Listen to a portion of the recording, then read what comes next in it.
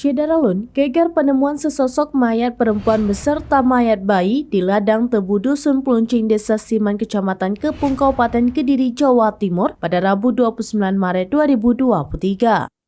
Kondisi jasad perempuan tanpa identitas itu sudah membusuk sehingga susah dikenali. Sedangkan bayi yang ditemukan dekat dengan mayat perempuan itu diduga merupakan orok yang lahir setelah kematiannya. Saksi yang mengetahui adalah Daminto berusia 47 tahun, warga Dusun Mulyorejo, Desa Kampung Baru, Kecamatan Kepung. Selain mayat perempuan, warga juga menemukan bayi dalam kondisi meninggal di dekat jalan lahir. Dari hasil penyelidikan polisi, perempuan tersebut adalah RW berusia 28 tahun, warga Desa Sukoharjo, Kecamatan Plemahan, Kabupaten Kediri.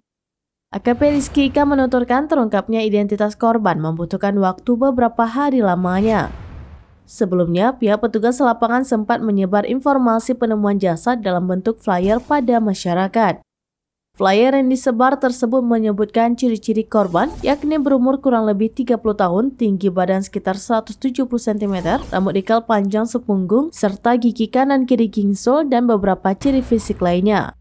Korban juga ditemukan dalam keadaan sudah melahirkan tergeletak di kebun tebu menggunakan baju daster warna putih bergaris hitam.